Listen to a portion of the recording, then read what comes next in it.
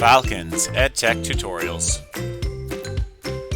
On this episode, Digital Escape Rooms with Kate James. Hey there, I wanted to talk a little bit about digital escape rooms and the way that I've been using them in my classroom. A digital escape room really just uses technology, so like a student's computer or their phone, to run them through scenarios that are set up as puzzles. It asks the students to find the clues by answering the questions, by solving the puzzles that you've given them. And when they unlock one of the clues, it opens up a new section for them to work on. The goal, obviously, is to get through all of the sections and unlock and kind of escape from this digital room. I use Google Forms to create my digital escape room, and I found it really helpful in terms of online engagement. Some of the students who are least engaged in some of my classes were really into this activity. They were asking questions, they were working really hard to come up with the answers, whereas if I had put these same questions in a worksheet or something similar, they would have turned their screens off and I wouldn't have heard from them until the next day. So, I can imagine using digital escape rooms in just about any classroom. Obviously, the ones that I've set up are math focused, but as long as you have some type of question that you want to ask the students, you can set up a digital escape room. Okay, so obviously, when you're doing any assignment, right, you need to figure out what skills need to be worked on in this escape room, and you need to create the tasks. And by tasks, really, it's just a series of questions. Finally, you need to come up with some kind of story. In here, I have a Vegas Ultimate Treasure Hunt. This is actually based on a situational problem from an old exam. And I also did another one where students were locked in the park, and they had to answer several questions to unlock a series of gates to get out of the park on time. Once you have kind of these stories set up and you know kind of what you want to ask, it's time to open a Google form. So I'll open a new one. I'll walk you through creating the first puzzle, and then I'll show you a little bit what mine looks like, as well as what it looks like from the student view. So from a Google Drive, you're going to open a new Google form. You can title this whatever makes sense for your activity.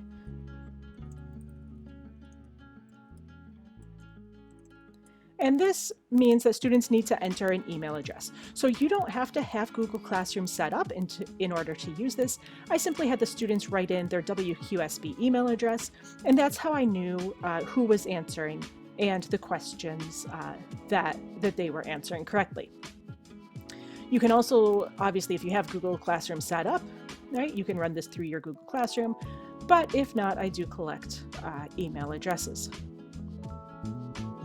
So it's time to get into it. Up here, you can type in the scenario. So this would be your story. Where are they trapped? How are they trapped? What do they need to do? You can then go to the first question. A couple of things. You can run questions as multiple choice questions, which I didn't do. You can also do short answer questions, and these are the ones that I used. But there's no reason why you couldn't use multiple choice or check boxes or selecting from a drop-down menu, something like that. You can title the question. And if you click on these three dots down here, we're going to highlight description, because that'll let you type in a description, and response validation. This is where you'll be able to type in the correct answer, and the Google form will actually self-correct, and it won't allow students to move on to the next question unless they've successfully escaped from this room.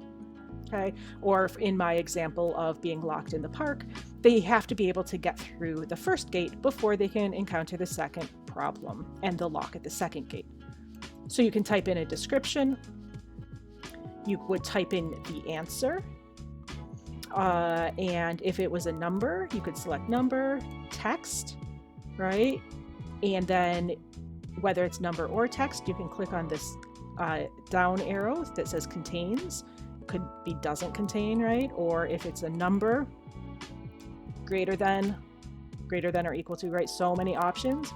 Equal to is the one that I used. And then you would type in the number. This custom error text is the place where you would write the message that students receive if they got the question wrong. So I think last time I just said, oh no, try again. Okay. And this is what you need for the first question. You can kind of set it up any way that you want. You can add pictures here, right? You could add a video if you wanted to, right? There are lots of ways that you can make this a little bit more interesting. To get to the next question, you push these kind of equal signs, and it says add section. And then here we are at the untitled section. And you can keep going like this. Now, my second section of every digital escape room is some kind of reward, because what this second section means is that they've successfully answered the first question and they can take a look at the second one. So for example, Vegas Ultimate Treasure Hunt, they had to figure out how many teams there were. If they found the right answer, what they saw on the next screen was this, right? Well done, you may move on to the next challenge. And then I hit this equal sign again to get to my next question. And I just kept repeating that over and over until I was done. And when I was done, they got a confirmation. What this looks like from the student perspective, and you can always hit that, let me do that again for you. You can always hit this little I, this preview button, and that'll let you see what the students would see. So they would type in their email address. This is my Gmail, just because it's my Gmail account. How many teams? We'll see if I remember my answer. Nope, I don't.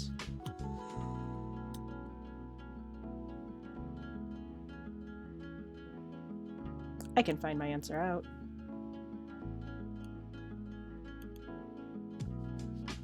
There we go. So if the students type in the correct answer, they then see, hooray, move on, you may move on to the next challenge. And then they continue through this. So it really does just take the students through the questions, one question at a time.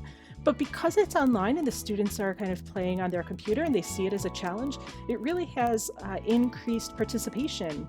Instead of just looking at this as a worksheet or as a typical situational problem. So I will be around on the PD Day on Friday if you want to find me, if you have any specific questions about digital escape rooms or how to set it up. I can walk you through it in more detail. And I hope this is helpful for you.